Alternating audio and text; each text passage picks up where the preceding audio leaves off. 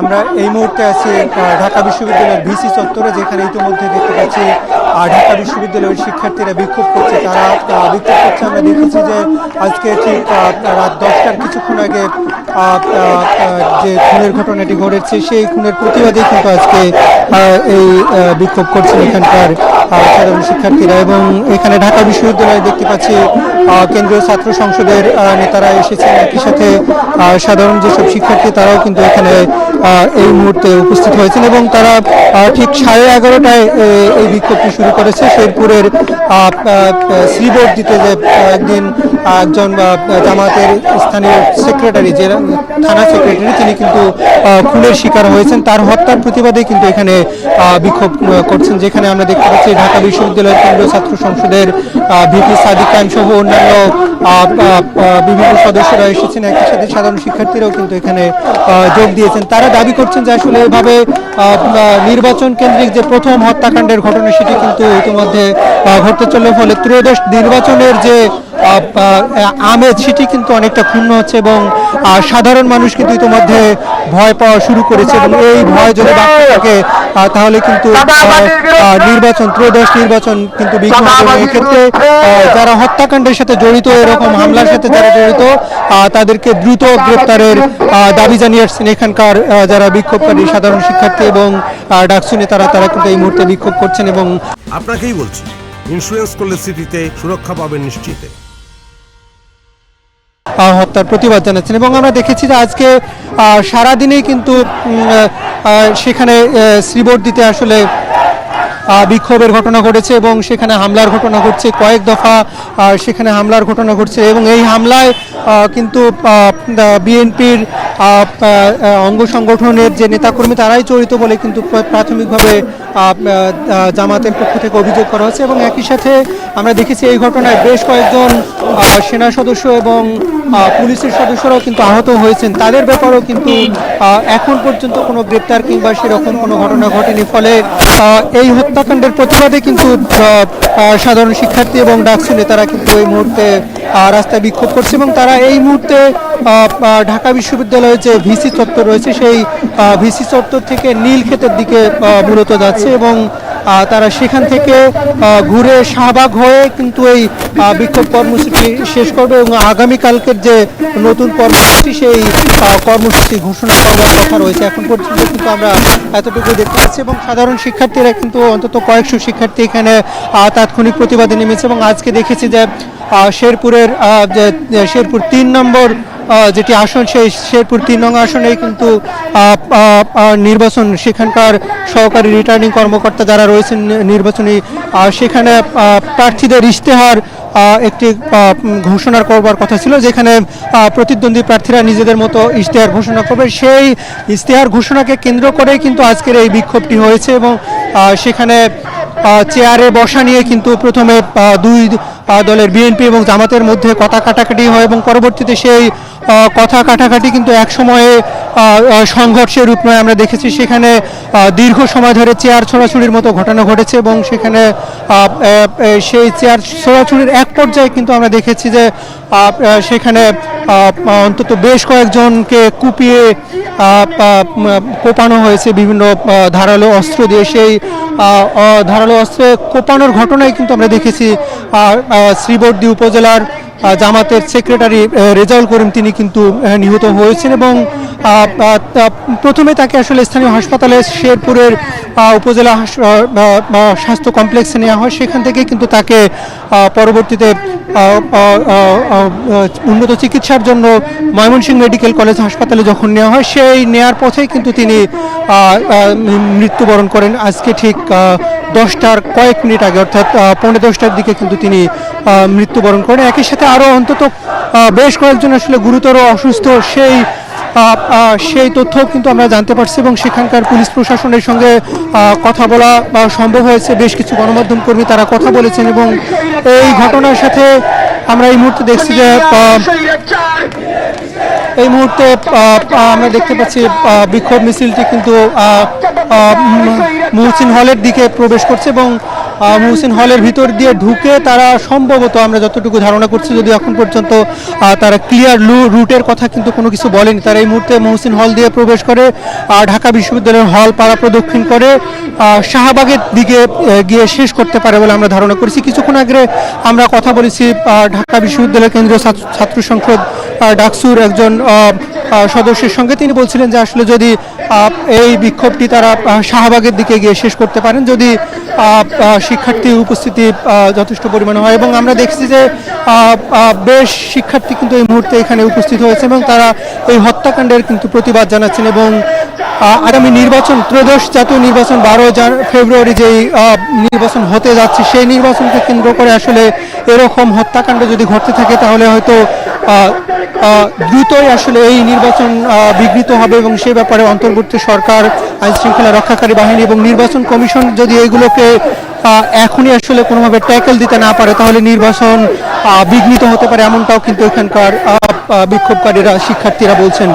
আমরা দেখেছি যে মিছিলের সামনের দিকে কিন্তু রয়েছেন ঢাকা বিশ্ববিদ্যালয় কেন্দ্রীয় ছাত্র সংসদ ডাকসুর ভিপি সাদিক কায়েম সহ ডাকসুর জিএস সহ ডাকসুর নেতারা রয়েছেন। একই সাথে সাধারণ শিক্ষার্থীরাও কিন্তু তারা এই বিক্ষোভে যোগ দিয়েছেন। ঠিক 11:30টার দিকে কিন্তু তারা ঢাকা বিশ্ববিদ্যালয়ের যে ভিসি চত্বর রয়েছে সেই ভিসি চত্বর থেকে তাদের বিক্ষোভটি শুরু করেছেন এবং এই মুহূর্তে তারা বিভিন্ন হল প্রদক্ষিণ করছেন এবং এরপরে কিন্তু তারা শাহবাগের দিকে যেতে পারেন বলে প্রাথমিকভাবে জানিয়েছেন, যদিও এখন পর্যন্ত তারা আসলে পূর্ণাঙ্গ রুটটি ক্লিয়ার করেনি। এবং আমরা দেখেছি আজকে সারাদিনই কিন্তু বিক্ষোভের ঘটনা ঘটেছে এবং সেই শেরপুরের 3 আসনের এই বিক্ষোভ এবং সেখানে সহিংসতা কিন্তু আসলে নির্বাচনের যে পরিস্থিতি, নির্বাচনের স্বাভাবিক পরিস্থিতিকে আসলে বিঘ্ন করছে এবং এটি আসলে চলতে থাকলে নির্বাচন নিয়ে সংশয় দেখা দিতে পারে এমন আশঙ্কার কথাও কিন্তু বলছেন, আমরা দেখতে পাচ্ছি শিক্ষার্থীরা। এবং দ্রুতই এই হত্যাকাণ্ডের সঙ্গে যারা জড়িত, বিশেষ করে শিক্ষার্থীরা বলছেন যে যুবদল কিংবা বিএনপির নেতাকর্মীরা কিন্তু এই হত্যাকাণ্ডের সঙ্গে জড়িত, এমনটা কিন্তু অভিযোগ করছেন এখানকার শিক্ষার্থীরা। তাদেরকে দ্রুত গ্রেপ্তারের আওতায় আনবার কথা বলছেন এবং যদি এই গ্রেপ্তার না হয় তাহলে তারা বলছেন যে আগামীকালকে আরও বৃহত্তর কর্মসূচি ঘোষণা করবেন, সেই ঘোষণাও কিন্তু ইতিমধ্যে তারা দিয়ে রেখেছে।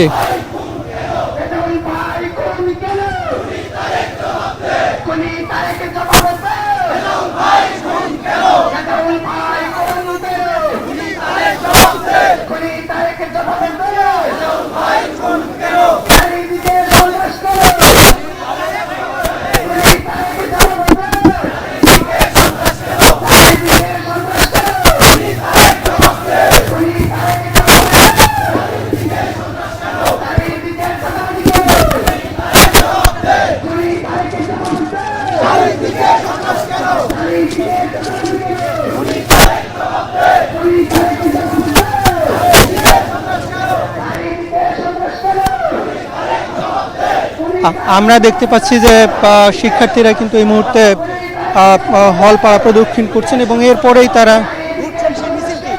তারা এই মুহূর্তে কিন্তু হল পাড়ার ভিতর দিয়ে শাহবাগের দিকে যাচ্ছেন এবং ঠিক 11:30টার দিকেই কিন্তু তারা স্লোগান শুরু করে এবং এই মুহূর্তে ঢাকা বিশ্ববিদ্যালয়ের পুরো হল পাড়াতেই কিন্তু আমরা দেখতে পাচ্ছি সাধারণ শিক্ষার্থীরা যুক্ত হচ্ছেন এবং তারা স্লোগান দিচ্ছেন যে এই হত্যাকাণ্ডের সঙ্গে যারা জড়িত তাদেরকে দ্রুত গ্রেপ্তার করে আইনের আওতায় নিয়ে আসতে হবে, সেই দাবি কিন্তু এখানকার শিক্ষার্থীরা করছেন।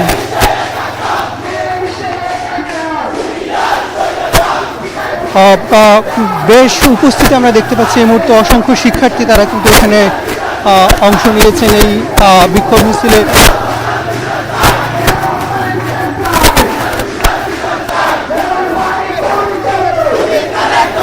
আমরা দেখতে পাচ্ছি এই মুহূর্তে তারা হাজী মোহাম্মদ মুহসিন হল যেটি রয়েছে সেই হলের পাশ দিয়ে প্রবেশ করেছেন এবং তারা এই মুহূর্তে হল পাড়ার ভিতর দিয়ে যাচ্ছেন এবং শাহবাগের দিকে তারা যাবেন বলে আমরা জানতে পেরেছি। এখানে ঢাকা বিশ্ববিদ্যালয় কেন্দ্রীয় ছাত্র সংসদ ডাকসুর ভিপি সাদিক কায়েম, এজিএস মহিউদ্দিন তিনি এসেছেন, যিনি এই মুহূর্তে ছাত্র শিবিরের ঢাকা বিশ্ববিদ্যালয়ের শাখার সভাপতি, তিনিও কিন্তু এসেছেন। একই সাথে ডাকসুর অন্যান্য যেসব নেতাকর্মী, নেতা যারা নির্বাচিত প্রতিনিধি, তারাও কিন্তু এসেছেন এবং অন্যান্য সাধারণ শিক্ষার্থীদের কিন্তু ব্যাপক উপস্থিতি আমরা দেখতে পাচ্ছি এই বিক্ষোভ মিছিলে। তারা দাবি করছেন যে দ্রুত এই হত্যার সঙ্গে যারাই জড়িত হোক তাদেরকে আসলে আইনের আওতায় নিয়ে আসতে হবে, সেই দাবি কিন্তু এখানকার সাধারণ শিক্ষার্থীরা করছেন।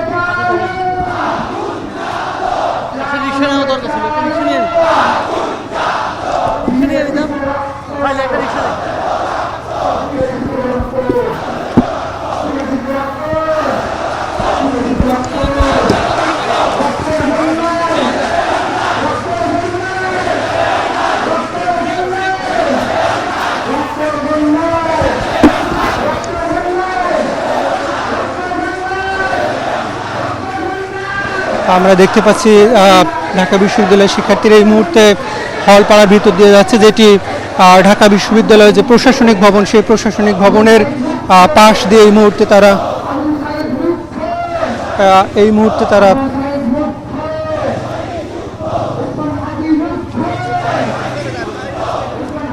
মিছিলের দিকে। আমরা দেখতে পাচ্ছি এই মুহূর্তে তারা হলপাড়ার ভিতর দিয়ে প্রশাসনিক ভবনের সামন দিয়ে কিন্তু তারা এই মুহূর্তে প্রদক্ষিণ করছেন এবং তারা বিক্ষোভ করছেন।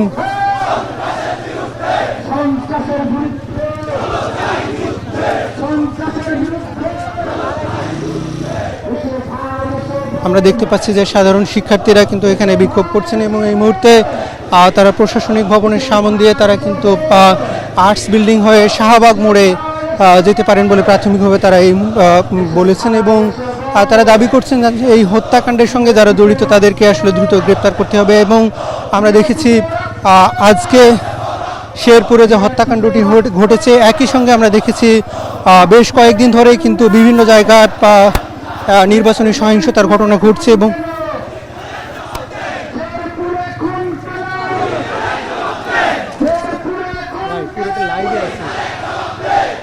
লাইভে আছে।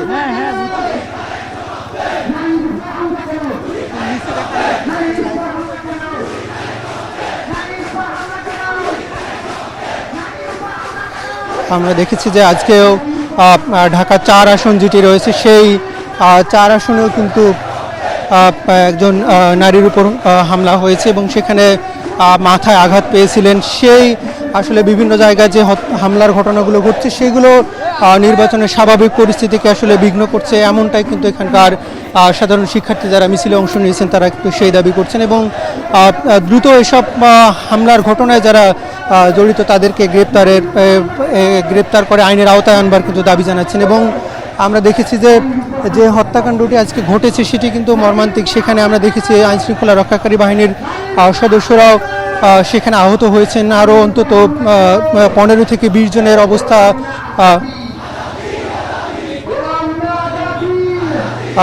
সেখানে গুরুতর আহত হয়েছেন অন্তত আরও 20 জন। সেই ঘটনায় কিন্তু সাধারণ শিক্ষার্থীদেরকে আসলে এই ঘটনার প্রতিবাদ জানাচ্ছেন এবং তারা দ্রুত গ্রেপ্তারের দাবি জানিয়ে আসছেন এখানকার সাধারণ শিক্ষার্থীরা। যেখানে ইতিমধ্যে আমরা দেখতে পাচ্ছি যে বিএনপি এবং অন্যান্য সংগঠন যারা এই হত্যাকাণ্ডের সঙ্গে যারাই জড়িত থাকুক সেই দাবি কিন্তু তাদেরকে আইনের আওতায় আনবার দাবি জানাচ্ছেন। এবং ঠিক 11টার দিকেই কিন্তু ঢাকা বিশ্ববিদ্যালয়ের যে ভিসি চত্বর রয়েছে সেই ভিসি চত্বর থেকেই কিন্তু তারা বিক্ষোভটি শুরু করছে। এই মুহূর্তে তারা ঢাকা বিশ্ববিদ্যালয়ের কলা ভবনের পাশে যে রোডটি রয়েছে সেই বিজনেস ফ্যাকাল্টির পাশ দিয়ে কিন্তু তারা এই মুহূর্তে যাচ্ছেন এবং তারা এখান থেকে তারা আর্টস বিল্ডিংয়ের পাশ দিয়ে কিন্তু তারা আবার কিন্তু তারা ভিসি চত্বর দিয়ে টিএসসি রাজু ভাস্কর্য হয়ে তারা কিন্তু শাহবাগের দিকে যেতে পারেন বলে আমরা প্রাথমিকভাবে ধারণা করছি এবং শিক্ষার্থীরা কিন্তু এমন নির্দেশনায় দিয়েছেন এবং এই ঠিক 11:30টার দিকে কিন্তু তারা এই বিক্ষোভটি শুরু করেছেন এবং এই ঘটনায় যারা জড়িত তাদের প্রত্যেককে আসলে আইনের আওতায় আনবার দাবি জানাচ্ছেন এবং আমরা যতটুকু জানি যে শেরপুর 3 আসনে আজকে একটি সেখানকার সহকারী রিটার্নিং কর্মকর্তার আয়োজনে একটি অনুষ্ঠান ছিল, যেখানে নির্বাচনের প্রতিদ্বন্দ্বী প্রার্থীরা তাদের নিজেদের ইশতেহার প্রকাশ করবেন এবং সেখানে সেই আলোচনা অনুষ্ঠানের মাঝেই আসলে সাধারণ শিক্ষার্থী যারা সাধারণ উপস্থিত যারা ছিলেন বিভিন্ন দলের সেই ঘটনায় কিন্তু আমরা দেখেছি যে বিএনপি এবং জামাতের মধ্যে প্রথমে হাতাহাতির ঘটনা ঘটে, কথা কাটাকাটির এক পর্যায়ে হাতাহাতির ঘটনা ঘটে। সেই হাতাহাতির এক পর্যায়ে কিন্তু আসলে ধারালো অস্ত্র দিয়ে আসলে হামলার ঘটনা ঘটে। সেখানেই কিন্তু দু দলেরই কয়েক দফায় দফায় সংঘর্ষ হয় এবং সেখানে প্রথমে আমরা দেখেছি যে দুপুর থেকে কিন্তু বিভিন্ন সামাজিক যোগাযোগ মাধ্যম এবং বিভিন্ন জায়গায় আসলে এই হামলার ফুটেজটি ঘুরছিল এবং যেখানে অসংখ্য চেয়ার ছোড়াছুড়ির ঘটনা ঘটেছে এবং পরবর্তীতে আসলে সেই চেয়ার ছোড়াছুড়ির যে ঘটনা সেটি কিন্তু সহিংসতায় রূপ নেয় এবং সেখানে অন্তত 20 জনের বেশি আহত হয়েছেন এবং সেখানেই জামাতের যিনি শ্রীবর্দী উপজেলার সাধারণ সম্পাদক বা সেক্রেটারি জেনারেল সহকারী সেক্রেটারি জেনারেল ছিলেন, তিনি কিন্তু গুরুতর আহত হন। তার মাথায় এবং তার গলার নিচে আসলে বিভিন্ন ধারালো অস্ত্রের কোপ লেগে যায় এবং সেই ধারালো অস্ত্রের আঘাতেই কিন্তু তিনি গুরুতর জখম হলে তাকে প্রথমে শেরপুর উপজেলা স্বাস্থ্য কমপ্লেক্সে ভর্তি করা হয়। সেখানে তার অবস্থার অবনতি হয় এবং সেখান থেকে ময়মনসিংহ মেডিকেল কলেজ হাসপাতালে তাকে নেওয়া হয়। সেখানেই নেয়ার পথেই কিন্তু তার মৃত্যু হয় এবং আমরা দেখেছি যে সেই মৃত্যুর পরে কিন্তু বিভিন্ন রাজনৈতিক মহল থেকে কিন্তু ইতিমধ্যে প্রতিবাদ জানানো হচ্ছে এবং এই হত্যাকাণ্ড আসলে কোনোভাবেই সমর্থনযোগ্য নয় এবং আগামী নির্বাচনকে কেন্দ্র করে এই হত্যাকাণ্ড আসলে সাধারণ মানুষকে আসলে নির্বাচনের যে স্বাভাবিক পরিস্থিতি সেটিকে আসলে বিঘ্ন করছে, এমনটাই কিন্তু এখানকার সাধারণ যারা বিক্ষোভকারী তারা বলছেন এবং আমরা দেখতে পেয়েছি যে সাধারণ শিক্ষার্থীরা কিন্তু এখানে বিক্ষোভ করছেন এবং আমরা দেখতে পেয়েছি যে ডাকসুর কেন্দ্রীয় ঢাকা বিশ্ববিদ্যালয় কেন্দ্রীয় ছাত্র সংসদ ডাকসুর ভিপি সাদিক কায়েম সহ এস.এম. ফরহাদ ডাকসুর সাধারণ সম্পাদক এজিএস তিনিও কিন্তু এসেছেন এখানে। মহিউদ্দিন খান তিনিও কিন্তু এই বিক্ষোভ মিছিলে অংশ নিয়েছেন এবং সাধারণ শিক্ষার্থীরা কিন্তু এখানে বেশ কিছু শিক্ষার্থী গভীর রাত হলেও কিন্তু অসংখ্য শিক্ষার্থী এই মিছিলে তারা অংশ নিয়েছেন এবং তারা প্রতিবাদ জানাচ্ছেন এই বিক্ষোভে। যারা এই হত্যাকাণ্ডের সঙ্গে জড়িত হোক তাদেরকে আসলে দ্রুত আইনের আওতায় আনবার দাবি জানিয়ে আসছিলেন এখানকার সাধারণ শিক্ষার্থীরা। আমরা দেখেছি যে দিনভর কিন্তু এই ঘটনাটি সাধারণ সামাজিক যোগাযোগ মাধ্যমে ব্যাপক আলোচনায় ছিল এবং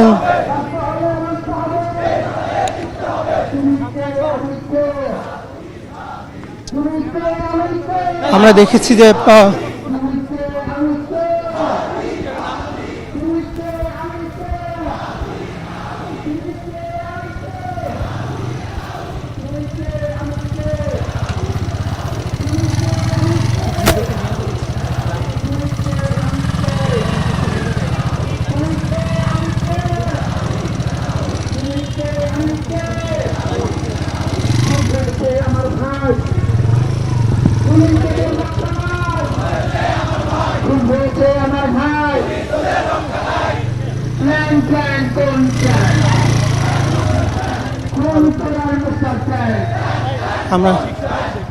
আমরা দেখতে পাচ্ছি যে সাধারণ শিক্ষার্থীরা এই মুহূর্তে কিন্তু এখানে বিক্ষোভ করছেন এবং এই হত্যাকাণ্ডের সঙ্গে যারা জড়িত তাদের প্রত্যেকে আইনের আওতায় আনবার দাবি জানাচ্ছেন। সকাল থেকে আমরা দেখেছি যে দুপুরের পর থেকে মূলত বিভিন্ন জায়গায় আসলে ফুটেজটি ঘুরছিল এবং যেখানে শ্রীবর্দী শেরপুর 3 আসন যেটি রয়েছে সেই আসনের প্রার্থীদের মধ্যে একটি নির্বাচনী সংলাপ হবার কথা ছিল, যা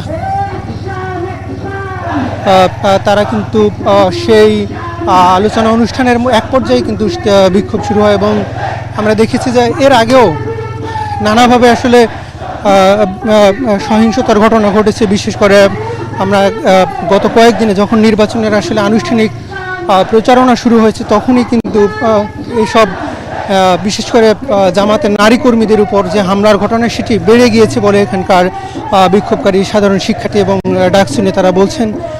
বিশেষ করে ঢাকা 15 আসনে নারীদের উপর হামলার ঘটনা ঘটেছে তারা সেটিও বলছেন। একই সাথে লালমনিরহাটের হাতীবান্ধা উপজেলায় সেখানে নারীদের উপর হামলার ঘটনা ঘটেছে। কুমিল্লায় সহ বিভিন্ন জায়গায় আসলে এই হামলার ঘটনা ঘটেছে। বিশেষ করে আজকে আমরা দেখেছি যে শেরপুরে যখন এই হামলার ঘটনাটি ঘটেছে একই সাথে ঢাকার 4 আসনে একজন নারী কর্মীর উপর সেখানে হামলার ঘটনা ঘটেছে এবং তার গলার মাথার আশেপাশে কিন্তু ধারালো অস্ত্র দিয়ে আসলে আঘাতের ঘটনা ঘটেছে। সেই ঘটনার প্রেক্ষিতেই কিন্তু তারা এই মুহূর্তে এখানে বিক্ষোভ করছেন এবং বিভিন্ন জায়গায় আসলে নির্বাচন কেন্দ্রিক যেসব সহিংসতার ঘটনা ঘটছে সেই ঘটনার প্রতিবাদ কিন্তু এখানে করছেন এবং তারা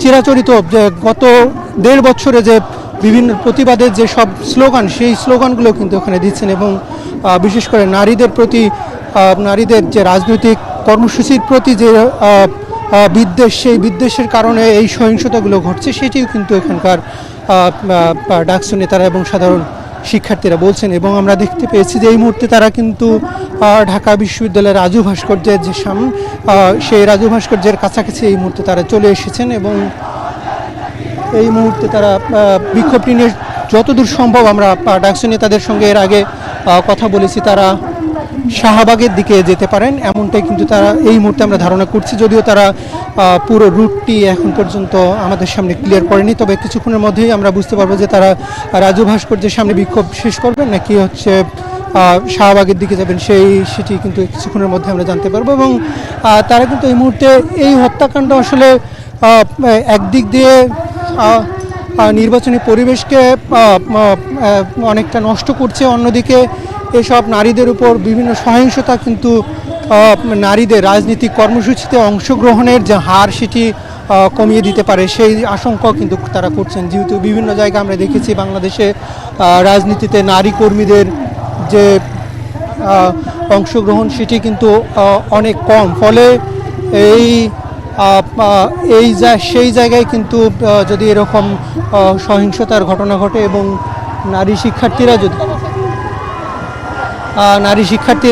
নারী কর্মীরা যদি এরকম হামলার শিকার হয় তাহলে হয়তো দ্রুতই এইসব জায়গায় আসলে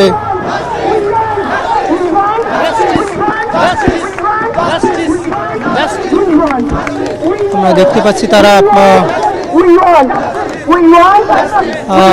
সাধারণ ডাকসু শিক্ষার্থী যারা ডাকসু নেতা এবং শিক্ষার্থী যারা এই মুহূর্তে এসেছেন তারা দ্রুতই রাজু ভাস্কর্যের সামনে তাদের যে কর্মসূচি সেই কর্মসূচি শেষ করেছেন।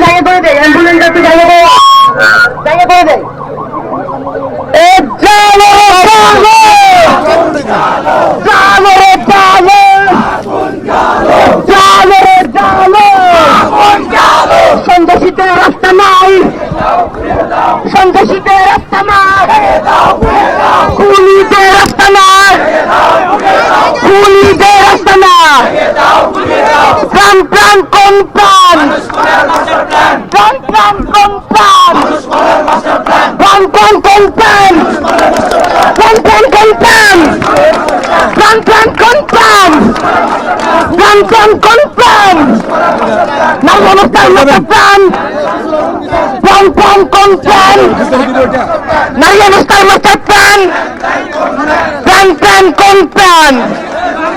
তারেক রহমান জানেন নাকি রেজাউল খুনের, তারেক রহমান জানেন নাকি, তারেক রহমান জানেন নাকি রেজাউল খুনের নায়ক আপনি, তারেক রহমান জানেন নাকি রেজাউল খুনের নায়ক আপনি। আমরা দেখতে পাচ্ছি সাধারণ শিক্ষার্থীরা এই মুহূর্তে দেশব্যাপী চলমান নারীর প্রতি সহিংসতা, নির্বাচনের সহিংসতা এবং মানুষ খুনের প্রতিবাদে আমাদের আজকের এই বিক্ষোভ মিছিলে এই পর্যায়ে বক্তব্য নিয়ে আসছেন ডাকসুর সমাজ সেবা সম্পাদক রবি জোবায়ের। এই পর্যায়ে বক্তব্য নিয়ে আসছেন ডাকসুর সমাজ সেবা সম্পাদক বিজয়।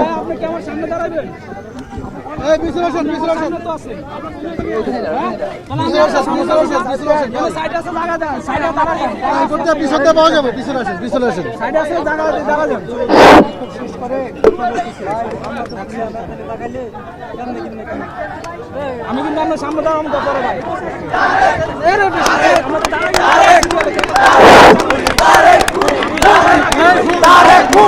আমার ভাই খুন কেন?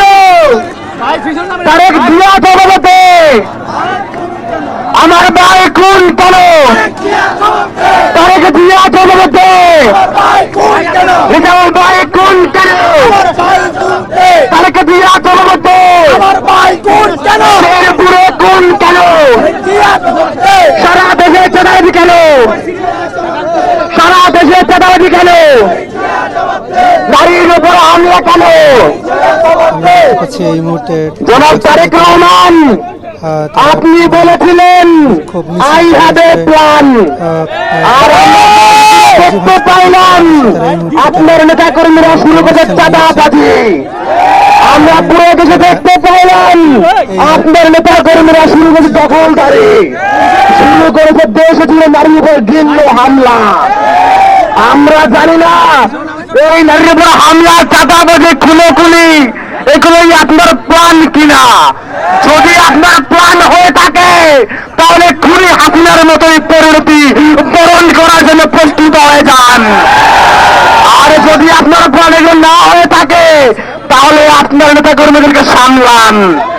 তারা কিন্তু ভাদ্র মাসে পাগলা কুকুরের মতো হয়ে উঠেছে। আর পাগলা কুকুরকে কি শায়েস্তা করতে হয় এই বাংলা জনগণ খুব ভালো মতোই জানে। সুতরাং সাবধান হয়ে যান। নতুন বাংলাদেশে আমরা কোন চাঁদাবাজদের জায়গা করতে দেব না।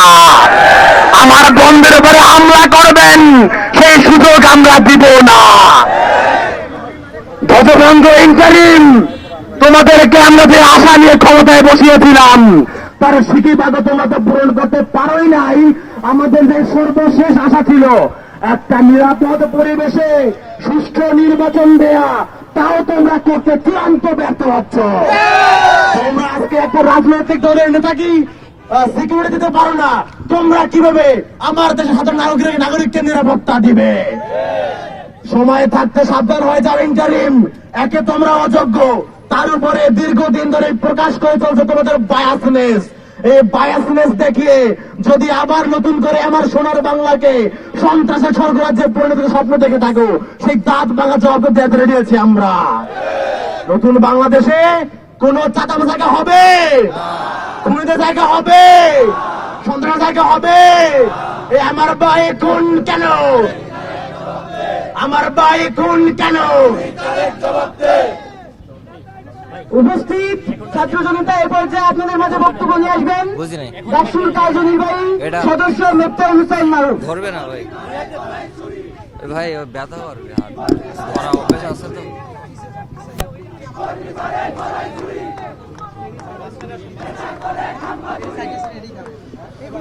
সংগ্রামী ছাত্র জনতা, 24 জুলাইয়ের পরে আমরা ভেবেছিলাম বাংলাদেশ হবে সন্ত্রাস মুক্ত, বাংলাদেশ হবে চাঁদাবাজ মুক্ত, বাংলাদেশ হবে দখলদার মুক্ত, বাংলাদেশ হবে খুনি মুক্ত। কিন্তু দুঃখের বিষয় বিএনপি এবং তারেক রহমানের সন্ত্রাসীরা সেটা হইতে দিল না। সারা দেশে আমাদের পর্দাসীন নারীদের উপরে যেভাবে বিএনপির হাইলারা ঝাঁপিয়ে পড়েছে, এটার জবাব বাংলাদেশের জনগণ দিব ইনশাআল্লাহ। সংগ্রামী ছাত্র জনতা, আমরা বাংলাদেশের জনগণ, বাংলাদেশের ছাত্র জনতা যারা খুনি হাসিনাকে দিল্লি পাঠিয়েছি, আপনাকে লন্ডন পাঠাতে আবারও সময় লাগবে না। খুন বন্ধ করেন, চাঁদাবাজি বন্ধ করেন, সন্ত্রাসী কর্মকাণ্ড বন্ধ করেন। ইলেকশন কমিশনকে বলতে চাই, আপনাদের পরে বসে থাকে, আপনাদের সেনাবাহিনীকে হাতে চুরি পরে বসে থাকে, আমাদের ভাই খুন হয়, আপনারা চেয়ে চেয়ে দেখেন। বাংলাদেশের মানুষ 12 তারিখে এই খুনিদের বিরুদ্ধে, এই জালেমদের বিরুদ্ধে নিজেদের রায় দিয়ে দেবে ইনশাআল্লাহ। আসসালামু আলাইকুম ওয়া রাহমাতুল্লাহ। সংগ্রামী উপস্থিতি, আমাদের মারুফ ভাই একটা কথা বললেন, তাকে লন্ডন পাঠিয়ে দেবেন, কিন্তু আমরা বলতে চাই লন্ডনে পালানোর মতো সময় পাবেন না এই ধরনের আকাম করতে থাকলে। এ পর্যায়ে আপনাদের মাঝে বক্তব্য নিয়ে আসবেন ডাকসুর কার্যনির্বাহী সদস্য আনাস ইবনে মুহির।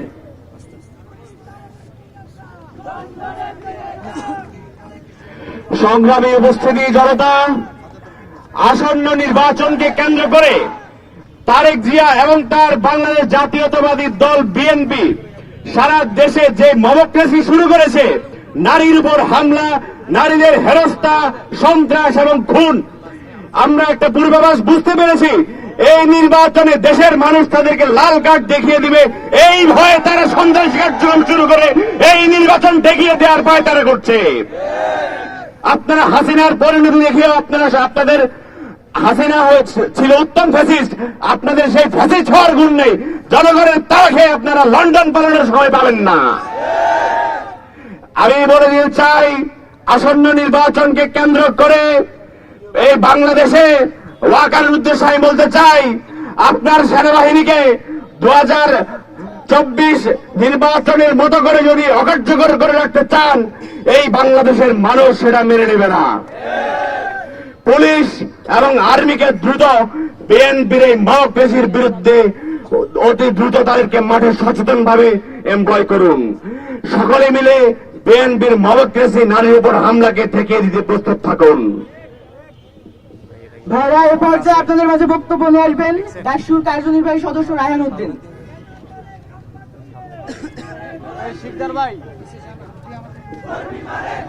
সংগ্রামী ভাই ও বন্ধুগণ, 24-এর রক্ত পেরিয়ে বাংলাদেশ একটি নতুন দিগন্তে পা বাড়িয়েছিল।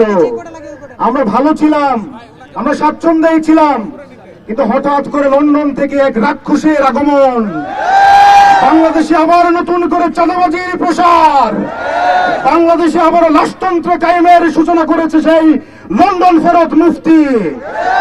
আমরা জানিয়ে দিতে চাই, আপনার পাশেই বসে থাকে আপনার মেয়ে, আপনারও স্ত্রী রয়েছে, আপনি কেন আরেকজনের স্ত্রীর উপরে হাত তুলেন? আপনি এত বড় কাপুরুষ কেন হয়ে গেছেন? আজকে নারীদেরকে আপনারা ভয় পান, নারীদের কালো হিজাবকে কেন আপনারা ভয় পান? আসলে আপনারা তো বাংলার জনগণকেই ভয় পান। আপনারা জেনে গেছেন যেই ক্ষমতায় যাওয়ার স্বপ্ন নিয়ে আপনারা বাংলাদেশে এসেছিলেন, জনতা অলরেডি আপনাদেরকে লাল কার্ড দেখিয়ে দিয়েছে। সুতরাং আপনারা জনতার রায়কে ভয় পান। আপনারা সাক্ষ্য নির্বাচন বন্ধ করে দিয়েছেন, মিডিয়াকে নিজেদের পকেটে ভরেছেন, আদালতকে আপনারা কুক্ষিগত করেছেন, কিন্তু এই বাংলার মানুষের কণ্ঠকে আপনারা রুদ্ধ করতে পারবেন না। এই বাংলাদেশের মানুষ যেদিন জেগে থাকবে, ততদিন এই বাংলাদেশে নতুন করে আমরা কাউকে হাসিনা হতে দিব না। আমরা আর রক্ত দিব না, রক্ত নিব। আমরা আর কাউকে হত্যা হতে দিব না। আমরা যারা হত্যা করতে আসে তাদের হাত ভেঙে দিব। সংগ্রামী বন্ধুগণ, একটাই আহ্বান, 12 তারিখ আমাদের জাতির সামনে যে নতুন দিগন্ত উন্মোচিত হতে যাচ্ছে, এই চাঁদাবাজদেরকে, এই সন্ত্রাসীদেরকে, এই নারী হেনস্থাকারীদেরকে, এই মা বোনদের ইজ্জত লুণ্ঠনকারীদের বিপক্ষে আপনারা ভোট দিয়ে এই বাংলাদেশে গণতন্ত্র প্রতিষ্ঠার সংগ্রামকে জারি রাখবেন। ইনকিলাব জিন্দাবাদ। উপস্থিত ছাত্র জনতা, এ পর্যায়ে আপনাদের মাঝে বক্তব্য রাখবেন ডাকসুর পরিবহন সম্পাদক আসিফ আব্দুল্লাহ।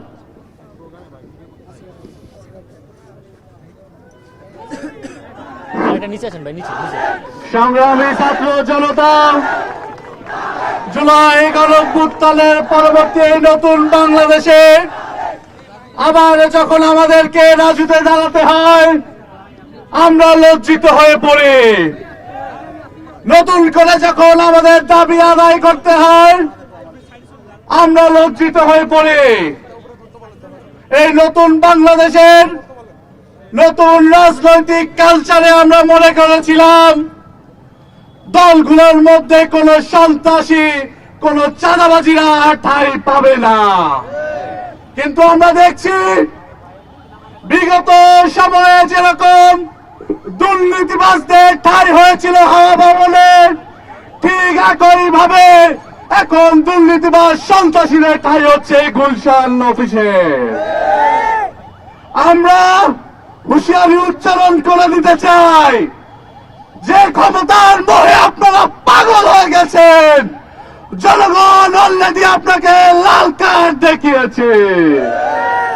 সেই লাল কার্ডের ভয়ে এখন আপনারা নিজেদের ফ্রাস্ট্রেশন ঝাড়তে আমাদের মা বোনদের উপর হামলা করা থেকে রুখে দাঁড়াতে পারছেন না। আপনারা আমাদের মা বোনদের উপর হামলা করে নিজেদেরকে কুলাঙ্গার হিসেবে প্রমাণ করেছেন। এই কুলাঙ্গারদেরকে আগামী 12ই ফেব্রুয়ারি ছাত্র সমাজ এবং বাংলাদেশের নাগরিকরা তারা উত্তম জবাব দিবে ইনশাআল্লাহ। আমরা ইন্টারিমকে বলতে চাই, অতি দ্রুত এর সাথে সংশ্লিষ্ট প্রত্যেককে আইনের আওতায় নিয়ে আসতে হবে এবং 12ই ফেব্রুয়ারি নির্বাচনকে সামনে রেখে সকল নাগরিকের নিরাপত্তা নিশ্চিত করতে হবে। সকলকে 12 তারিখ পর্যন্ত মাঠে ময়দানে থেকে এই বাংলাদেশের নিরাপত্তা নিশ্চিত করার জন্য উদাত্ত আহ্বান জানিয়ে আমার কথা এখানে শেষ করছি। ইনকিলাব জিন্দাবাদ। উপস্থিত ছাত্র জনতা, এ পর্যায়ে আমাদের মাঝে বক্তব্য নিয়ে আসবেন ডাকসুর এজিএস মহিউদ্দিন খান।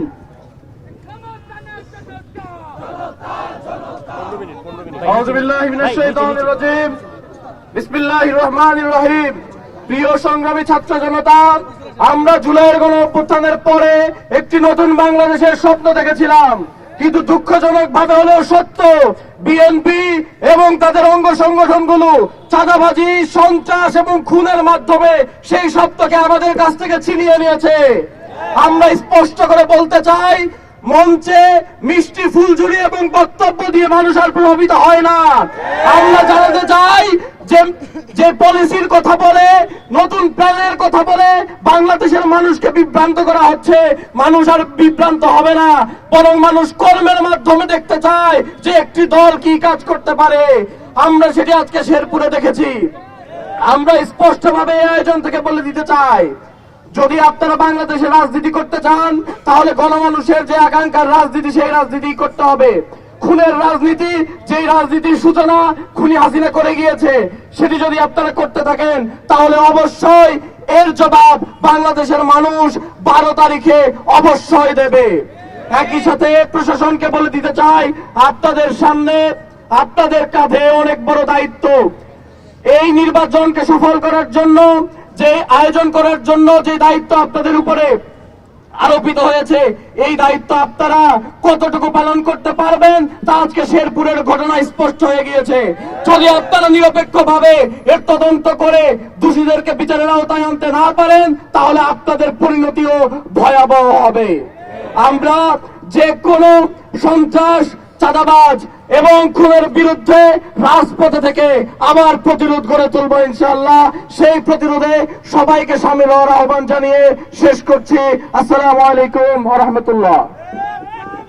উপস্থিত ছাত্র জনতা, এ পর্যায়ে আমাদের মাঝে বক্তব্য নিয়ে আসবেন ডাকসুর জিএস এস এম ফরহাদ।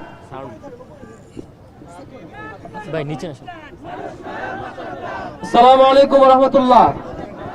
সংগ্রামী বন্ধুগণ, 5ই আগস্টের গণ অভ্যুত্থানের পর থেকে যখন আমরা ইতিবাচক প্রত্যাশা করছিলাম, বিএনপির ব্যাপারে আমি পার্সোনালি আশা করছিলাম বোধহয় তারা ভালো আচরণ করবে, কিন্তু লম্বা সময় জুড়ে দেখেছি তারা 2.5 শতাধিক মানুষকে, নিজেদের দলের মানুষকে তারা খুন করেছে। খুন তো করেছে, তারা এটাকে এন্টারটেইনমেন্ট পর্যায়ে নিয়ে গিয়েছে মোটামুটি।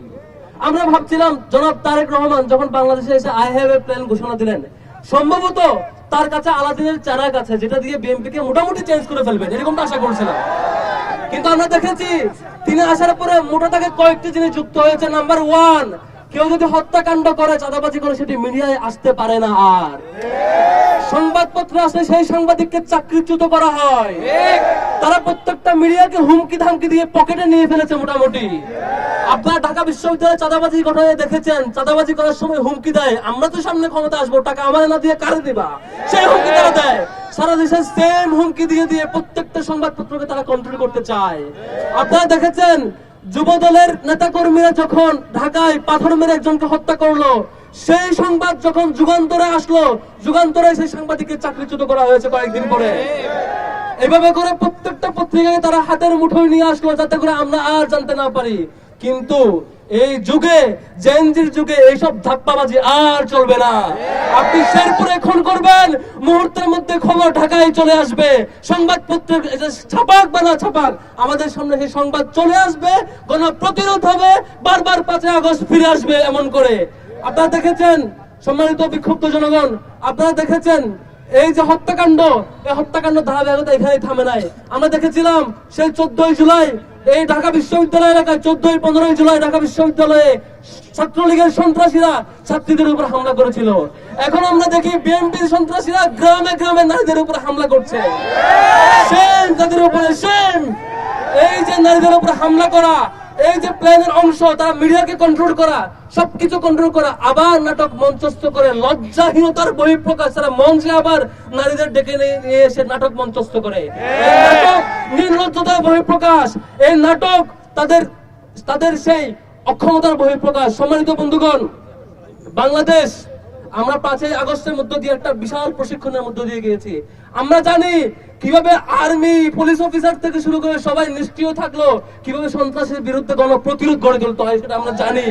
আজকে আমরা শেরপুরে দেখেছি, সেই রেজাউল যেমন নিহত হয়েছে, খুন হয়েছে, পাশাপাশি সেনা অফিসাররাও আহত হয়েছে। খুবই দুর্ভাগ্যের ব্যাপার, যেখানে ইসি এবং ইন্টারিম গভর্নমেন্ট বারবার বলে কিছু হলে আমাদের ফাইনাল যে প্রোটেক্ট করবে তারা হচ্ছে আর্মি অফিসার। আজকে দেখলাম বিএনপির হাতে আর্মি অফিসাররা আহত হয়েছে, সেনা প্রধানের পক্ষ থেকে এখন পর্যন্ত কোনো ফিডব্যাক আসে নাই।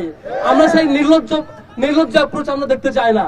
হ্যাঁ, এটাও সতর্ক করতে চাই যে বিএনপি গত লম্বা সময় জুড়ে সারা দেশে ক্যাম্পেইন করছে, বড় বড় বক্তৃতা রাখছে, এখন পর্যন্ত জুলাই সনদের পক্ষে একটি মাত্র বক্তৃতা তারেক রহমানের পক্ষ থেকে আসে। এই নির্লজ্জ আচরণ, জুলাই শহীদদের প্রতি এই নির্লজ্জ অ্যাপ্রোচ, শহীদদের প্রতি এই বিশ্বাসঘাতকতার জবাব আমরা 12 তারিখ দেব ইনশাআল্লাহ। আমরা এখন সতর্ক করতে চাই, যদি আপনারা সেই হাসিনার পথে হাঁটতে না চান, আপনাদের যদি সেই পালানোর পথ খুঁজতে না হয়, সময় থাকতে আপনার দলকে গোছান, খুনিদেরকে সরান।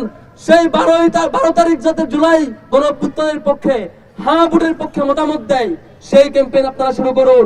আপনাদের নারী আক্রমণকারীদের বিরুদ্ধে ব্যবস্থা নিন। যদি ব্যবস্থা না নেন, অতি শীঘ্রই দলীয়ভাবে ব্যবস্থা আমরা ধরে নেব। আপনারা সাংগঠনিক সিদ্ধান্ত নিয়ে খুন করছেন, আমরা ধরে নেব। আপনারা সাংগঠনিক সিদ্ধান্ত নিয়ে সরাসরি আপনার কমান্ডার নারীদের উপর আক্রমণ চলছে।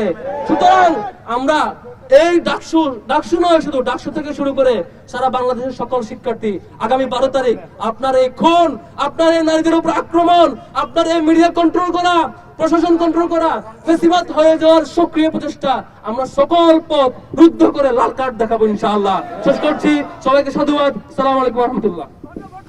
উপস্থিত ছাত্ররা একটা কথা বলতে চাই, একটা কথা। আমরা চেয়েছিলাম তারেক রহমানকে জিয়াউর রহমানের সন্তান হিসেবে পেতে, কিন্তু আমরা দেখতে পেয়েছি উনি চাঁদাবাজ, খুনি, নারী হেনস্থাকারীর পিতায় নিজেকে পরিচয় দিচ্ছেন। উনি চাঁদাবাজদের ভাই হিসেবে নিজের পরিচয় করিয়ে দিচ্ছেন কাজের মাধ্যমে। উনি প্ল্যানের কথা বলেছিলেন, কিন্তু প্ল্যানটা আসলে কেটে বলেছিলেন না। উনি চাঁদাবাজি করিয়ে, উনি মানুষ খুন করিয়ে, উনি প্রতিনিয়ত নারীদের উপর আক্রমণ করিয়ে উনার প্ল্যানের সেই অংশ কাজের মাধ্যমে প্রমাণ দিয়ে যাচ্ছেন। আমরা ছাত্র জনতা হুঁশিয়ার করে বলে দিতে চাই, যদি আপনার এই ধরনের কার্যক্রম, আপনার এই পেশি শক্তি, আপনি যদি মনে করেন আপনার দেশের সবচেয়ে সর্ববৃহৎ দল, আপনার হাতে মিডিয়া আছে, আপনার হাতে আমলা আছে, প্রশাসন আছে, আপনি টিকে যাবেন? আপনি কখনোই, আপনি ভুলের মধ্যে আছেন। আপনার সেই ভুল খুব শীঘ্রই ভেঙে যাবে। এই পর্যায়ে আপনাদের মাঝে বক্তব্য নেওয়ার জন্য অনুরোধ করব ডাকসুর ভিপি জনাব সাদিক কায়েম।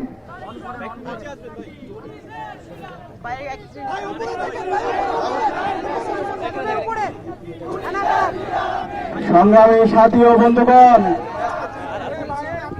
বাংলাদেশ জাতীয়তাবাদী দল শহীদ জিয়ার আর বিএনপি নেই, বেগম খালেদা জিয়ার আর বিএনপি নেই। এখন বিএনপি হয়ে গেছে চাঁদাবাজ, টেন্ডারবাজ, সন্ত্রাসদের আতরঘর। জুলাই বিপ্লব পরবর্তী আমরা আশা করেছিলাম যারা মজলুম ছিল, যারা দীর্ঘ ফ্যাসিবাদ বিরোধী আন্দোলনে আমাদের সহযোদ্ধা ছিল, তারা জুলাই বিপ্লব পরবর্তী শহীদদের আকাঙ্ক্ষাকে ধারণ করে নতুন বাংলাদেশ বিনির্মাণ করার জন্য কাজ করবে। কিন্তু আমরা দেখতে পেয়েছি গত 1.5 বছর জুড়ে সন্ত্রাসের সাথে, চাঁদাবাজির সাথে, টেন্ডারবাজির সাথে, রাহাজারির সাথে যেই দলটি সবচেয়ে বেশি জড়িত ছিল তার নাম হচ্ছে বিএনপি।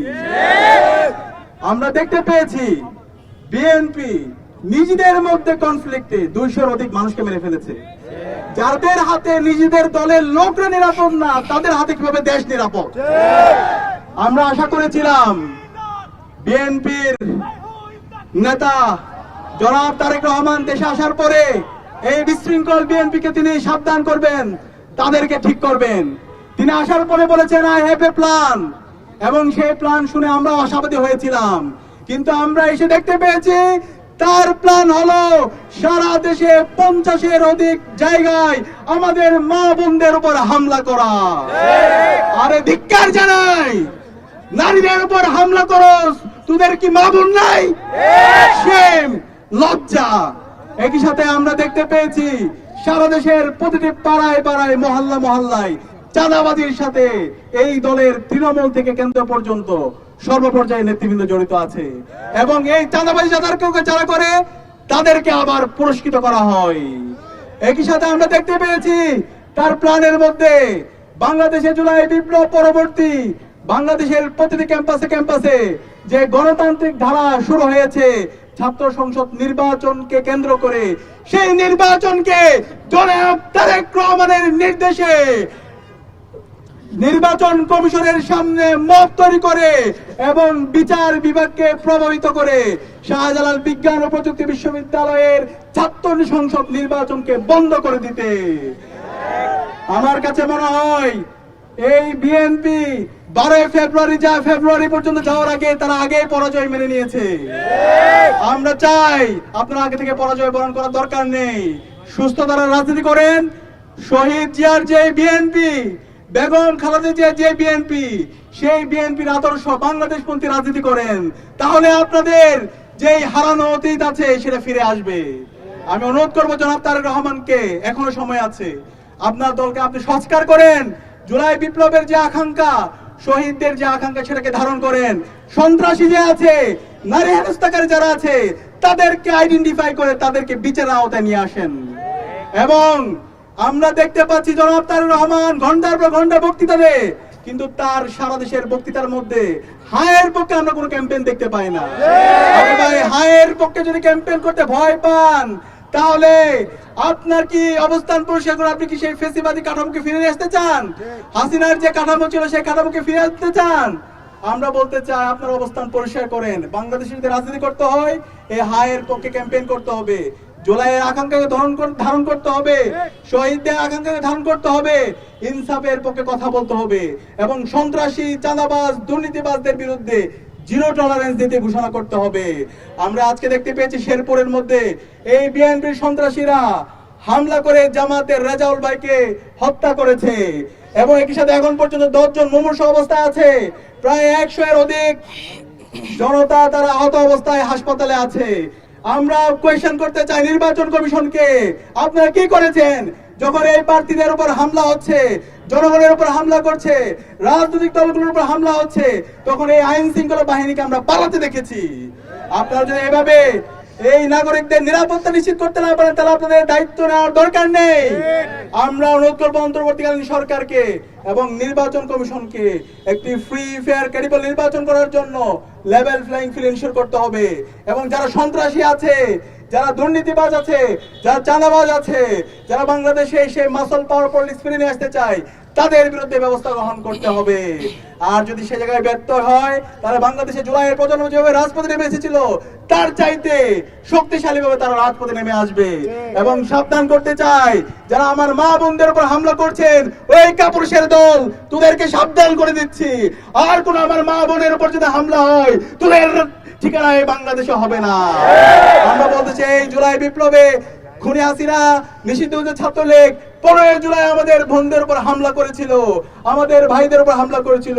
এই হাসিনার ঠিকানা এই বাংলাদেশে হয় নাই। এই ছাত্র জনতার বিপ্লবের মাধ্যমে হাসিনা এই দেশ থেকে দিল্লিতে পালিয়েছে। আপনারা যদি সেই হাসিনার রাজনীতি করতে চান, সেই সন্ত্রাসের রাজনীতি করতে চান, আমার মা বোনদের উপর হামলা করেন, এভাবে রেজাউল ভাইদের উপর হামলা করেন, তাহলে আপনাদের এই ঠিকানা এই বাংলাদেশে হবে না। আমরা অনুরোধ করব সকল রাজনৈতিক দল, সকল ছাত্র সংগঠন, সিভিল সোসাইটি, মিডিয়া সবাইকে দায়িত্বশীল আচরণ করার জন্য। কেউ যদি এই ফেসিবাদী কাঠামোকে রেখে দিতে চান, এই ফেসিবাদের দালালি করেন, তাহলে এই দালালদের মুখোশগুলো আমরা উন্মোচন করে দেব। আমরা কাউকে আর সহ্য করবে না। আমরা অনুরোধ করব অন্তর্বর্তীকালীন সরকার এবং নির্বাচন কমিশনকে রেজাউল ভাইয়ের হত্যার সাথে যে সমস্ত খুনিরা জড়িত আছে তাদেরকে দ্রুত সময়ের মধ্যে বিচারের আওতায় নিয়ে আসতে হবে। এবং এই খুনের মাস্টারমাইন্ড যারা আছে সবাইকে বিচারের আওতায় নিয়ে আসতে হবে। আজকের এই আয়োজনে উপস্থিত হওয়ার জন্য বিপ্লবী ছাত্র জনতাকে এবং সাংবাদিক বন্ধুদেরকে ধন্যবাদ জানিয়ে আমি আমার কথা এখানে শেষ করছি। ইনকিলাব জিন্দাবাদ। ধন্যবাদ। আমাদের আজকের বিক্ষোভ কর্মসূচি এখানে সমাপ্ত ঘোষণা করা হয়েছে।